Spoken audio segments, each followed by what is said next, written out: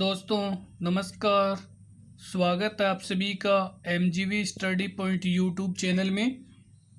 तो दोस्तों mix question series number 7 है आज की, और ये सीरीज है कंप्यूटर की जिसमें टोटल एमसीक्यू टाइप 25 क्वेश्चन है। तो आज हम बात करेंगे ये 25 क्वेश्चन कंप्यूटर के यूपीपीसीएल और जेएमआरसी एग्ज़ाम के लिए मोस्ट इम्पोर्टेंट क्वेश्चन है। तो बने रहे इस वीडियो के साथ में लास्ट तक, लाइक शेयर करते रहें। अभी तक अपने यूट्यूब चैनल को सब्सक्राइब नहीं किया है तो ज़रूर सब्सक्राइब करें और अपने फ्रेंड्स को भी फॉरवर्ड करें। तो चलिए बात कर लेते हैं क्वेश्चन फर्स्ट की। तो आज का हमारा क्वेश्चन फर्स्ट आपके सामने है।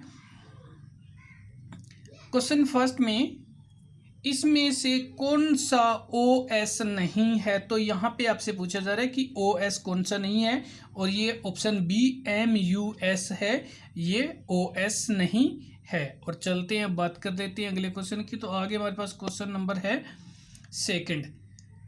तो बात करेंगे क्वेश्चन सेकंड की, कंप्यूटर क्या है। तो यहाँ पे आपसे पूछा जा रहा है कि कंप्यूटर क्या है। तो आंकड़ों का भंडारण करने वाली एक सक्षम युक्ति है, आंकड़ों के विश्लेषण करने में सक्षम है, पूर्ण गोपनीयता बनाए रखने में सक्षम है। तो यहाँ पे हमारा उत्तर ऑप्शन डी सभी, उपरोक्त सभी कह सकते हैं, या ये ABC तीनों ही ऑप्शन सही है। तो चलते हैं बात कर लेते हैं अगले क्वेश्चन की ओर। तो आगे हमारे पास क्वेश्चन नंबर है क्वेश्चन नंबर 3। क्वेश्चन 3 में देश का प्रथम कंप्यूटर साक्षर जिला है। तो यहाँ पे हम बात कर रहे हैं देश का कौन सा जिला जो कंप्यूटर साक्षरता वाला प्रथम जिला है। तो यहाँ पे हमारा ऑप्शन है डी मलप्पुरम, केरल का ये जिला है जो कंप्यूटर साक्षरता यानी प्रथम कंप्यूटर साक्षर जिला है। पूरे भारत की बात करें तो इंडिया लेवल पे पहला जिला है। और बात कर लेते हैं अगले क्वेश्चन की ओर। तो आगे हमारे पास क्वेश्चन नंबर है 4। क्वेश्चन 4 में इनमें से कौन सा मल्टी प्रोसेसिंग सिस्टम है। तो यहाँ पे आपसे पूछा जा रहा है कि मल्टी प्रोसेसिंग सिस्टम है वो कौन सा है। तो यहाँ पे आंसर है उपरोक्त सभी, MVS, OS2 और यूनिक्स, ये सभी है, ये मल्टी प्रोसेसिंग सिस्टम है। तो चलते हैं बात कर लेते हैं अगले क्वेश्चन की ओर। तो आगे हमारे पास क्वेश्चन नंबर है 5। क्वेश्चन 5 में भारत का पहला कंप्यूटर कहाँ स्थापित किया गया था। तो यहाँ पे हम बात कर रहे हैं भारत में, और पहला कंप्यूटर है वो कहाँ पे स्थापित किया गया। तो यहाँ पे हमारा ऑप्शन डी है, भारतीय सांख्यिकी संस्थान कलकत्ता में भारत का पहला कंप्यूटर स्थापित किया गया था। और चलते हैं हम इसी के साथ में अगले क्वेश्चन की ओर। तो आगे हमारे पास क्वेश्चन नंबर है 6। तो बात करेंगे क्वेश्चन 6 की। तो आपके सामने स्क्रीन पे है, सीधे हार्डवेयर से कौन जुड़ा होता है। तो यहाँ पे हम बात कर रहे हैं कि हार्डवेयर से डायरेक्ट कौन जुड़ा होता है। तो यहाँ पे हमारा ऑप्शन बी है, ऑपरेटिंग सिस्टम है वो डायरेक्ट हार्डवेयर से जुड़ा होता है।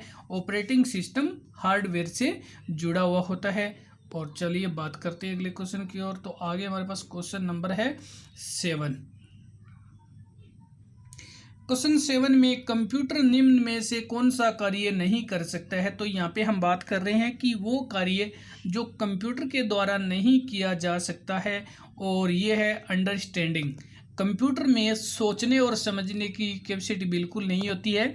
तो कंप्यूटर है वो सोच समझ नहीं सकता है, अंडरस्टैंडिंग नहीं कर सकता है। और चलिए बात कर लेते हैं अगले क्वेश्चन की। तो आगे हमारे पास क्वेश्चन नंबर है 8। तो हम बात करने वाले क्वेश्चन 8 की। तो क्वेश्चन 8 में आपसे पूछा जा रहा है,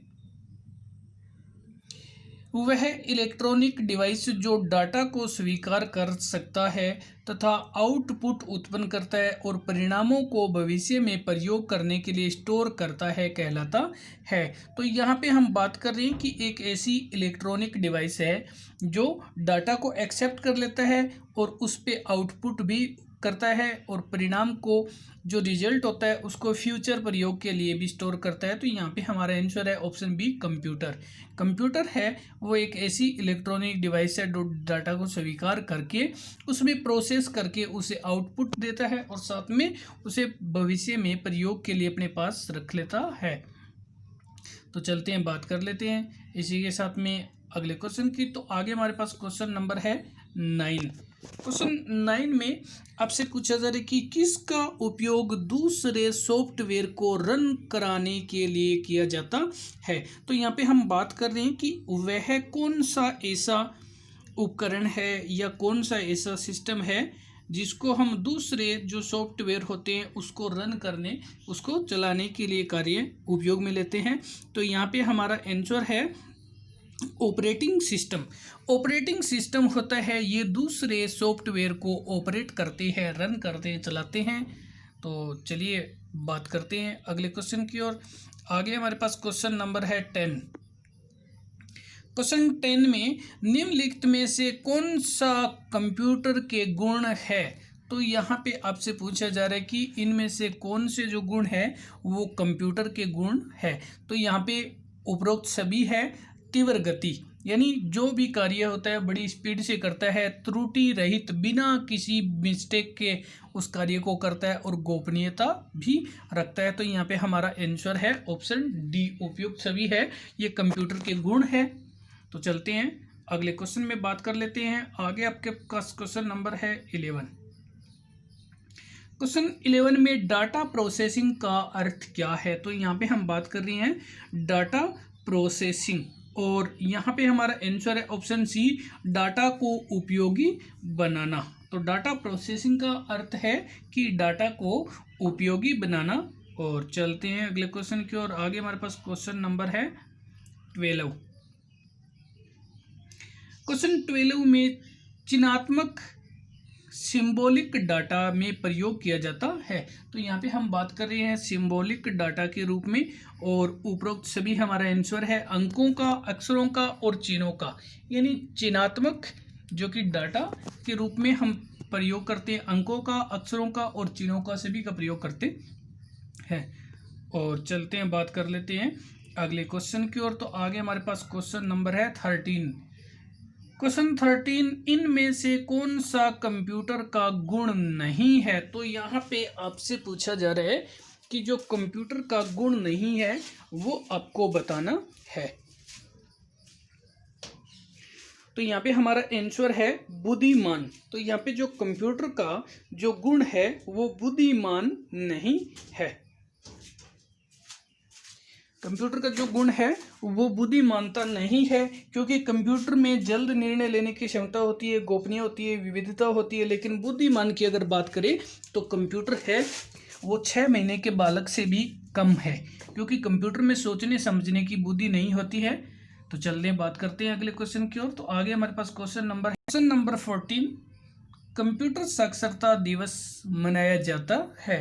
तो यहाँ पे हम बात कर रहे हैं कंप्यूटर साक्षरता दिवस की और वो कब मनाया जाता है। तो यहाँ पे हमारा आंसर है ऑप्शन बी, 2 दिसंबर को कंप्यूटर साक्षरता दिवस के रूप में मनाया जाता है। और चलते हैं, बात कर लेते हैं अगले क्वेश्चन की ओर। तो आगे हमारे पास क्वेश्चन नंबर है 15। क्वेश्चन 15 में सभी कंप्यूटर में कौन सी भाषा लागू होती है। तो यहाँ पे हम बात कर रहे हैं कि ऐसी भाषा जो सभी कंप्यूटर में प्रयुक्त उपयोग यूज में ली जा सकती है। तो यहाँ पे हमारे पास ऑप्शन नंबर सी है, मशीनी भाषा। मशीनी भाषा एकमात्र ऐसी भाषा है जो सभी प्रकार के कंप्यूटर में कार्य में उपयोगी है। और चलिए बात करते हैं अगले क्वेश्चन की। तो आगे हमारे पास क्वेश्चन नंबर है क्वेश्चन नंबर 16। क्वेश्चन 16 में कंप्यूटर एवं यूजर के बीच में लेयर का काम कौन करता है। तो यहाँ पे हम बात कर रहे हैं एक तो कंप्यूटर और एक यूजर, और उसके बीच में कार्य कौन करता है, या हम कह सकते हैं उनके बीच में एक कड़ी का उसमें एक योजक रूप में कार्य करता है। एक तो कंप्यूटर जो सिस्टम होता है, एक यूजर जो यूज करने वाला होता है, दोनों को जोड़ने वाला। तो यहाँ पे हमारा आंसर है option B, operating system. Computer और यूजर दोनों के बीच में जो लेयर यानी एक कड़ी का काम करता है वो होता है ऑपरेटिंग सिस्टम। चलते हैं इसी के साथ में अगले क्वेश्चन की। तो आगे हमारे पास क्वेश्चन नंबर है 17। क्वेश्चन 17 में एक इंटरफेस से दूसरे इंटरफेस में भेजने के लिए किसका उपयोग किया जाता है। तो यहाँ पे हम बात कर रहे हैं एक इंटरफेस से दूसरे इंटरफेस में भेजने के लिए उपयोग किया जाता है। तो ये ऑप्शन बी सॉफ्टवेयर का उपयोग किया जाता है। एक से दूसरे इंटरफेस में भेजने के लिए सिस्टम जो कि सॉफ्टवेयर का यूज किया जाता है। और चलते हैं इसी के साथ में अगले क्वेश्चन की ओर। तो आगे हमारे पास क्वेश्चन नंबर है 18। क्वेश्चन 18 में विश्व में सर्वाधिक कंप्यूटर वाला देश है। तो यहाँ पे हम बात कर रहे हैं पूरे विश्व की, और पूरे विश्व में सर्वाधिक कंप्यूटर है वो किस देश में है। तो हमारा आंसर है ऑप्शन डी संयुक्त राज्य अमेरिका।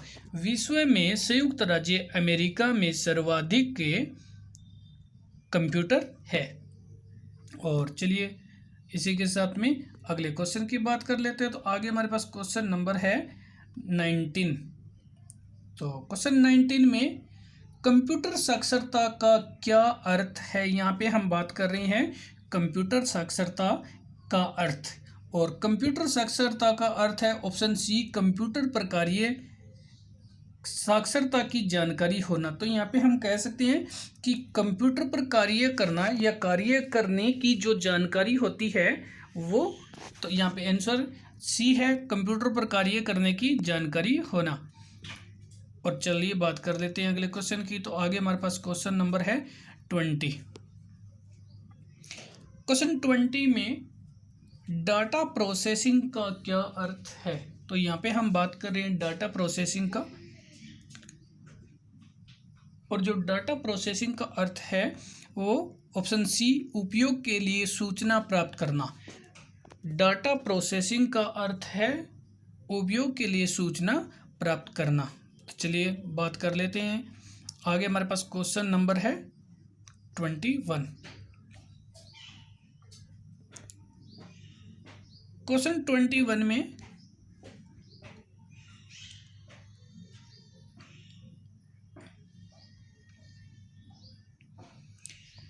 क्वेश्चन 21 में बैंकिंग लेन देन में ECS का क्या अर्थ है। जब हम बैंकिंग लेन देन करते हैं तो ECS है, और इसका अर्थ होता है यहाँ पे हमारा option D electronic clearing service.